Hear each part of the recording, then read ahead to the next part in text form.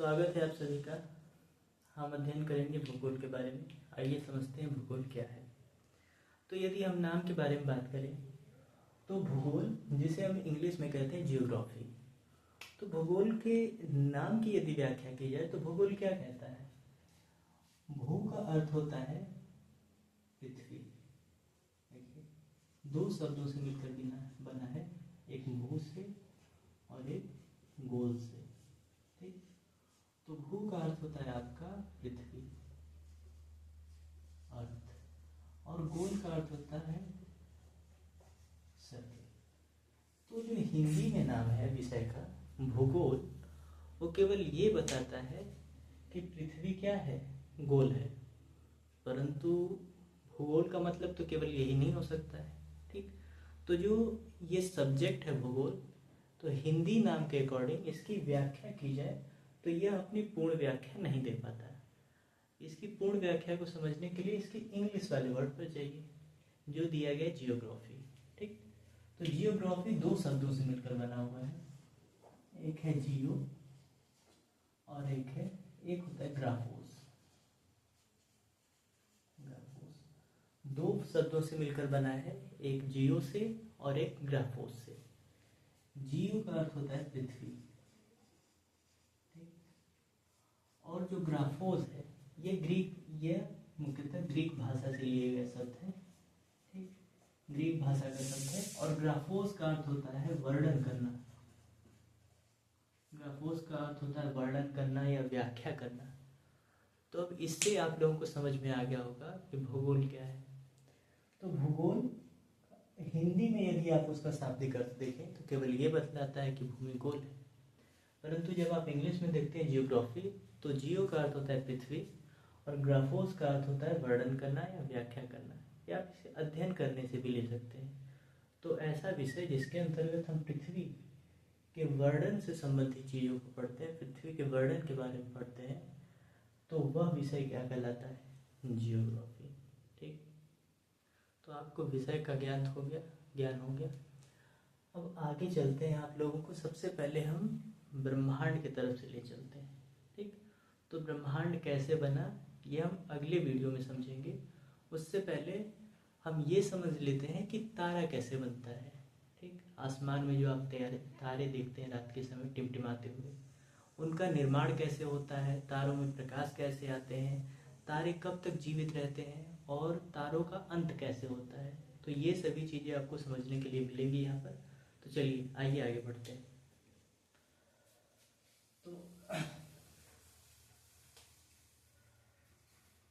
तो कोई भी जो तारा होता है वो वास्तव में गैस का एक गोला होता है। आपने ये भी सुना होगा बचपन में कि लोग आपको बताते हैं कि जो सूरज है आपका, वो क्या है, गैस का एक बहुत बड़ा धधकता हुआ आग का गोला है।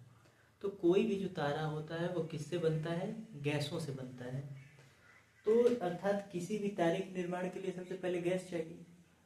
तो ब्रह्मांड में एक स्थान होता है जहाँ पर बहुत सारी गैसें क्या होती हैं, पाई जाती हैं। यहाँ पर क्या पाया जाएगा, गैस पाया जाएगा, गैसों का बादल। ठीक, यानी वह भाग जहाँ गैसों के बादल पाए जाते हैं उसको हम लोग कहते हैं निहारिका। क्या कहते हैं, निहारिका। ठीक, तो निहारिका क्या है, गैसों का बादल है। तो जो गैसें होती हैं, आप जानते हैं कि हर मॉलिक्यूल्स के बीच में आकर्षण बल पाया जाता है, गुरुत्वाकर्षण बल पाया जाता है। तो गैसें एक दूसरे से संपर्क में आती हैं।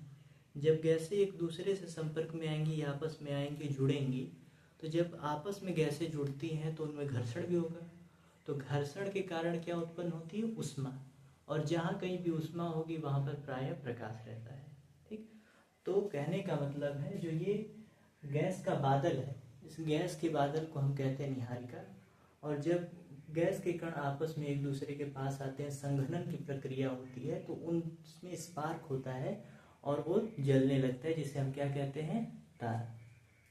तो कहने का मतलब है ये जो गैस हैं अगर वो पास पास आ जाए, क्लोज हो जाए, तो वही क्या बन जाएगा, इसी को हम कहेंगे स्टार, यानी तारा। अब ये क्या बन गया आपका, तारा। तो कोई भी तारा किससे मिलकर बना होता है? गैसों से मिलकर बना होता है। अब किसी तारे के अंदर जो ऊर्जा है वो कैसे आ रही होती है, ठीक? तो जो तारा बनता है उसमें समझ लीजिए वो दो गैसों से मिलकर बनता है, हाइड्रोजन और हीलियम गैसों से, ठीक? हीलियम लगभग 25% के आसपास पाई जाती है और हाइड्रोजन कितने प्रतिशत? 75% के आसपास। तो 75 और 25 का रेशियो है, ठीक? तो जब दो हाइड्रोजन के परमाणु आपस में मिलते हैं तो नाभिकीय संलयन होता है और बनाते हैं हाइड्रोजन का परमाणु, और जिससे अपार ऊर्जा निकलती है, निर्मुक्त होती है, जिससे ये तारा क्या रहता है? हमेशा चमकता रहता है, ठीक? तो जो तारे होते हैं वो किससे बनते हैं? गैसों का समूह होता है। जब हाइड्रोजन गैसें आपस में सम्मिलित होती हैं, हीलियम का निर्माण करती हैं, तो उससे हमारा तारा बनता है। और कोई भी तारा होता है तो तारे के अंदर जो ईंधन पाया जाता है वो किस अवस्था में पाया जाता है? वो पाया जाता है आपका प्लाज्मा अवस्था में। तो जो तारे होते हैं वो किस अवस्था में रहते हैं? प्लाज्मा अवस्था में। तो आपने ये समझा कि अंतरिक्ष में जो बादलों का समूह होता है, जो गैसों का समूह होता है, गैस के जो बादल होते हैं उसके समूह को क्या कहते हैं? निहारिका। जब उसी में गैस के कण आपस में एक दूसरे के समीप आते हैं, संघनन की प्रक्रिया होती है, स्पार्क होता है और वो जलने लगता है, तो उसी को हम क्या कहते हैं? तारा कहते हैं। तो आप देख रहे हैं जो तारा बना हुआ है वो हाइड्रोजन और हीलियम से मिलकर बना हुआ है। तो ये ईंधन एक न एक दिन खत्म होगा। तो जब कोई भी तारा अपना ईंधन खत्म करने लगता है, तो जब उसके अंदर केवल 5% ईंधन बचता है, तो तारे का जो आकार होता है वो बढ़ने लगता है, ठीक? तो जब 5% ईंधन बचेगा तो तारे का आकार क्या हो जाएगा? बड़ा हो जाएगा, ठीक? तारे का आकार पहले की अपेक्षा क्या होगा? बड़ा होने लगेगा, ठीक? ऐसे ऐसे ऐसे ऐसे ये तारा हो, ठीक? इसमें क्या बचा है? केवल 5% ईंधन बचा हुआ है। तो जब 5% ईंधन बचा हुआ है तो तारे का आकार बड़ा हो जाता है और वो लाल दिखने लगता है, ठीक? तो इस प्रकार जब यह अवस्था आती है तो इस समय तारे को कहा जाता है लाल दानव, रेड जायंट, ठीक? लाल दानव। तो जब तारे का फ्यूल खत्म होने लगता है, केवल 5% ईंधन बचता है उसके अंदर, तो उसको हम जानते हैं लाल दानव के नाम से, ठीक? तो अब 5% से भी कम फ्यूल होगा, यानी एक समय आएगा कि खत्म होते होते होते होते उसके अंदर का पूरा प्रकाश खत्म हो जाएगा और वो केवल एक पिंड बनकर रह जाएगा। तो अब इसके बाद तारे का क्या हश्र होता है, क्या हाल होता है, उसकी दो प्रक्रियाएं, ठीक? तो एक आगे चलकर आपको बताया जाएगा। केवल ये समझिए कि भारतीय वैज्ञानिक थे जिनका नाम था चंद्रशेखर, ठीक? उन्होंने एक लिमिट निर्धारण की जिसे कहा गया चंद्रशेखर सीमा। वो है 1.44, कितनी है? 1.44। तो लगभग समझ सकते हैं 1.5 गुना, ठीक? तो उन्होंने कहा कि यदि कोई भी तारा, दो चीजें हैं, यदि कोई भी तारा अपने सूर्य के आकार से 1.5 गुना बड़ा है, तब वो बनता है। देखिए दो चीजें नीचे आते हैं। यदि कोई भी तारा सूर्य के आकार से 1.5 गुना बड़ा है, 1.44 गुने से क्या है? बड़ा है, तब बनता है वो अभिनव तारा। अभिनव तारा, या इसी को हम कहते हैं विस्फोटक तारा। विस्फोटक तारा, या इसको कहते हैं जीवाश्म, नहीं, अभिनव तारा या विस्फोटक तारा, ठीक? और यदि कोई ऐसा तारा है जो सूर्य के आकार के 1.5 गुने से कम है, तो जब उसके अंदर का ईंधन एकदम कम होने लगता है तो उसको हम कहते हैं, मान लीजिए 5% है तो 5% से 2%। एक है कि 1.44 गुना से ये क्या है? बड़ा है। यदि 1.44 गुने से क्या हो? छोटा हो, तब वो क्या बनेगा? तब वो तारा जो बनता है उसको हम कहते हैं श्वेत वामन, व्हाइट ड्वार्फ, श्वेत और जब उससे भी कम हो जाएगा उसका प्रकाश, मान लीजिए इसमें 2% के आसपास बचा होगा या 3%, जब उससे भी कम हो जाएगा, प्रकाश लगभग एकदम खत्म हो जाएगा, तो उसको हम कहते हैं काला वामन। तब वो केवल एक पिंड बनकर रह जाएगा, इसको हम कहते हैं काला वामन। तो ये हो गया ऐसे कि जब कोई तारा होता है, तारे के अंदर का फ्यूल खत्म होने लगता है, 5% केवल फ्यूल बचता है, तो तारे का आकार क्या हो जाता है, बड़ा हो जाता है, और उसको हम कहते हैं लाल दानव। अब लाल दानव बनने के बाद दो स्थितियां होती हैं। यदि उसका आकार सूर्य के आकार से 1.5 गुने से बड़ा है तो वो बनेगा विस्फोटक तारा।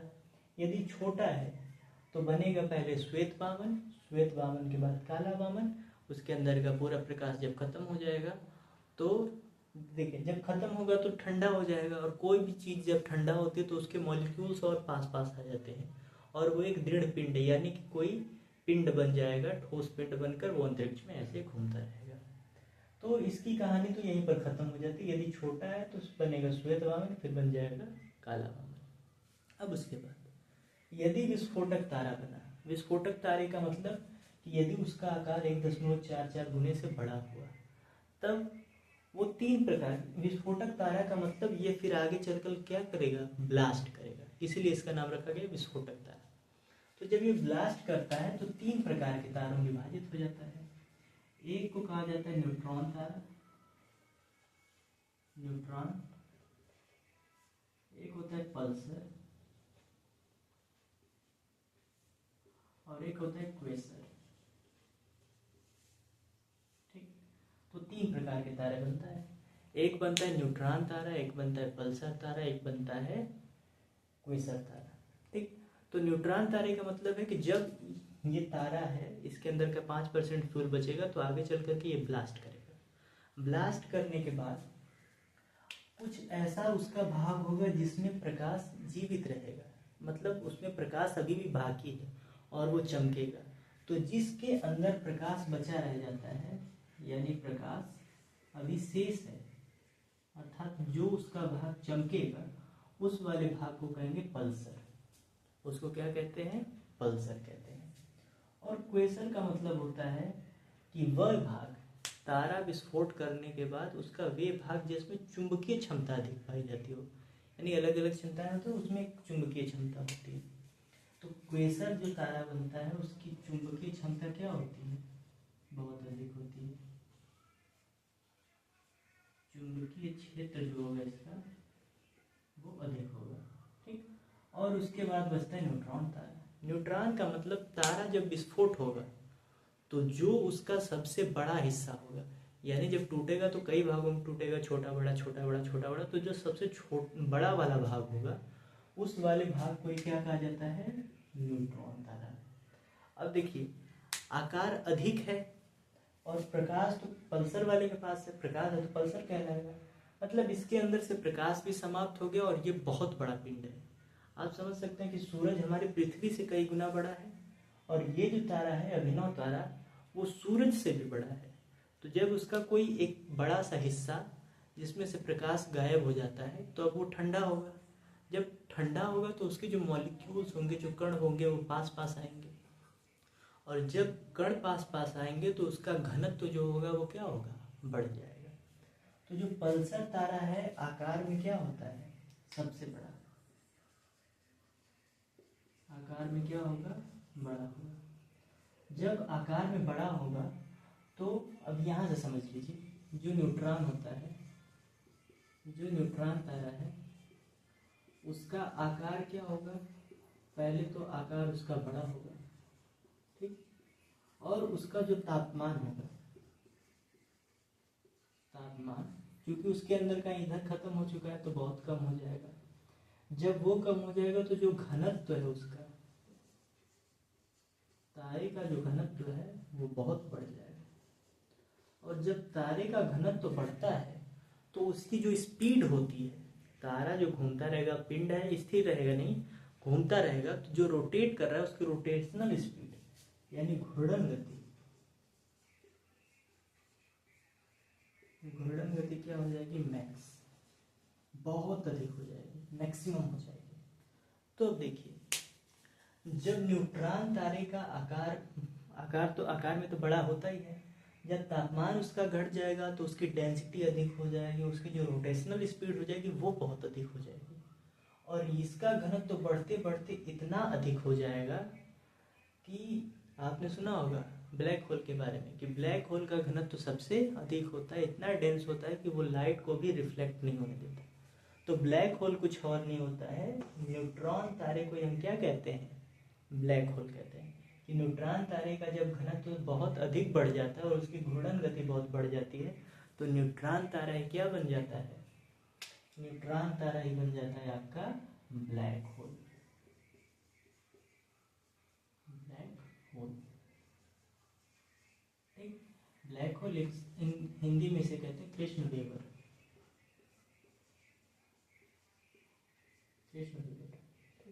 तो ब्लैक होल आपको समझ में आया। ब्लैक होल का मतलब कोई काला गड्ढा नहीं है अंतरिक्ष में जो चीजों को निगल जाता है, ऐसा नहीं है। यानी जब कोई ऐसा तारा जो सूर्य के आकार से 1.5 गुना बड़ा हो, ठीक, तो जब वो विस्फोट करता है तो उसी का एक भाग बनता है न्यूट्रॉन तारा। न्यूट्रॉन तारा समय के साथ उसका तापमान घटता जाता है, तापमान जितना घटेगा उसका घनत्व बढ़ेगा, घनत्व बढ़ेगा। कोई भी चीज यदि रोटेट करिए उसके आकार को जैसे जैसे आप छोटा करेंगे उसकी जो घूर्णन गति होगी और तेज होती जाएगी। तो उसकी घूर्णन गति इतनी मैक्स हो जाएगी, इतनी मैक्सिमम हो जाएगी कि यदि उसके सामने कोई अन्य पिंड आया, ठीक, कोई अन्य ग्रह आया या उल्का पिंड आया, तो इसकी गति इतनी तीव्र होती है कि वो उस ग्रह को फाड़ते हुए क्या निकल जाएगा, बाहर की ओर निकल जाएगा, और कोई ग्रह टूट जाएगा तो उसका काम खत्म है। तो इसीलिए कहा जाता है कि ब्लैक होल अगर किसी के पास आया तो उसका अस्तित्व समाप्त हो जाता है। तो ऐसा नहीं कि ब्लैक होल कोई गड्ढा है, ब्लैक होल होता है न्यूट्रॉन तारा। जब न्यूट्रॉन तारा समय के साथ उसका घनत्व बढ़ जाता है, रोटेशनल स्पीड बढ़ जाएगी, तो उसी को हम नाम दे देते हैं ब्लैक होल, ठीक। तो आशा करते हैं कि आपको ये सारी चीज़ें समझ में आई होंगी। अगर जो चीज़ें ना समझ में आई हो कमेंट में लिखिए, हम अगले वीडियो में उसके निवारण के बारे में बात करेंगे या उस चीज़ को अच्छे से समझाने का प्रयास करेंगे। तो आज के लिए इतना ही, धन्यवाद।